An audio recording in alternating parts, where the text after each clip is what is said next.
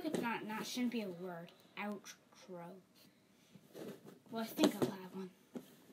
I'm not sure yet, but probably I'll have one. And make sure to like it and subscribe. Let's go read the book. Mr. Putter and Tabby feed the fish.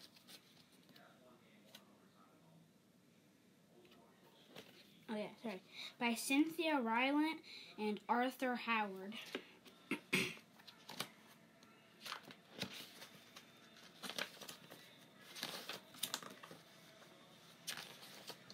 Chapter 1. The Fish Store. Mr. Putter and his fine cat Tabby loved going to the fish store.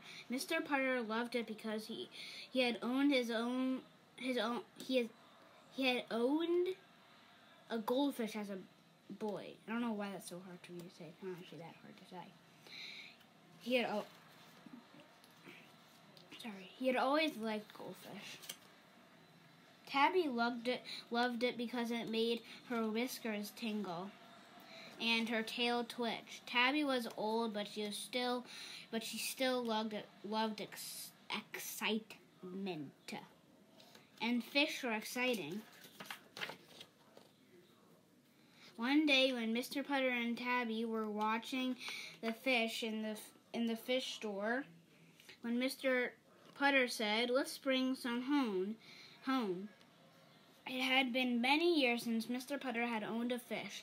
He thought it would be fun to have some. He thought it would be fun to have some again. It would make him feel like a boy. And it would be an exercise for Tabby's tail. I wonder why this page is so hard for me to stay on. I'm just gonna go like maybe that would help. I don't know though. I never actually tried that and it helped. Well, because I couldn't try it. "We'll take 3 in a nice big bowl," said Mr. Putter said to the fishman.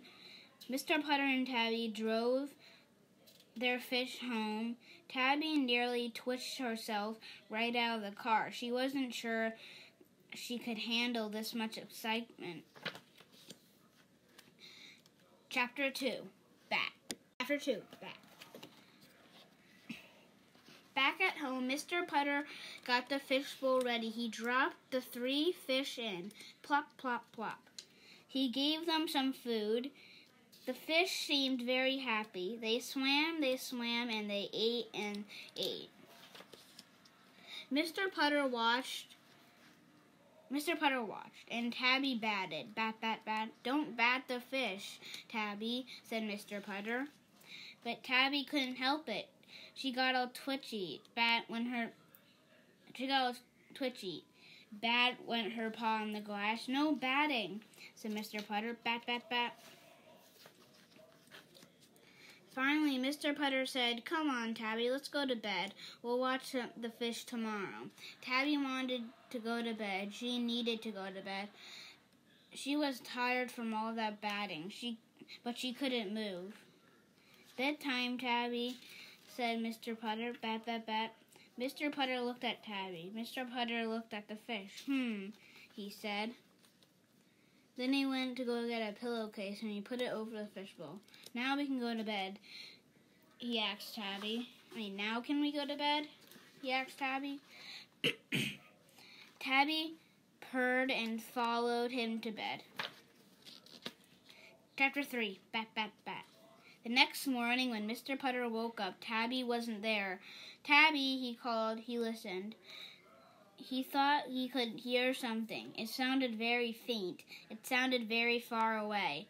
But he thought he could hear it. It went bat, bat, bat. "Oh dear," said Mr. Putter. He rose from bed and put his slippers on. He went downstairs to the fishbowl. The pillowcase was still over it, but the pillowcase had grown a tail.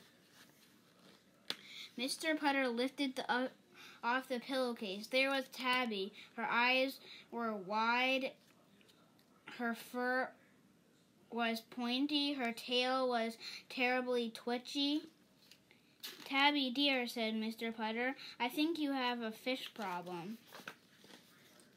Mr. Putter put a bucket. He put it over the fish bowl. "Now we can have Can we have breakfast now?" he asked Tabby. Tabby purred and followed him to breakfast.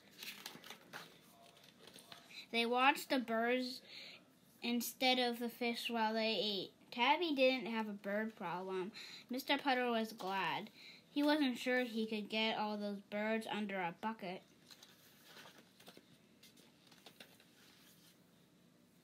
Chapter 4. So Relaxed. The bucket stayed over the fishbowl for a week. Mr. Putter tried taking it off a few times, but Tabby got all twitchy and batty. He had to put it back on. Finally, Mr. Putter got tired of looking at an upside-down bucket. "Tabby," he said one morning, "let's see if Miss Teaberry would like some fish." Mrs. Teaberry was Mr. Putter's neighbor. She usually liked everything. "Certainly," said Mrs. Teaberry. When Mr. Putter phoned, I think that's a word. It doesn't sound like a word, though. Zeke, and I would love some fish." Zeke was Mrs. Teaberry's good dog. Yeah, that's it. Not like anything else. It's like Zeke was Mrs. Teaberry's good dog, not like good dog Zeke or anything. Mr. Putter and Tabby carried the fishbowl over. Mr. Putter told Mrs. Teaberry about Tabby's fish problem. Mrs. Teaberry was very nice. She said that fish make a lot of catch twitchy and batty. That made Tabby feel better. Mr. Putter and Tabby had milk and cookies with Mrs. Teaberry and Zeke. They had to say goodbye to the fish, and they went home. Everything was great after that. It turned out that Zeke did not have a fish problem. Fish did not make him twitchy. Fish did not make him batty. Fish just made him very sleepy. Whenever Zeke needed to relax, he just watched his fish. Zeke was so relaxed. Mr. Putter and Tabby were relaxed too. Of course, they had always been very good at relaxing, except with the fish.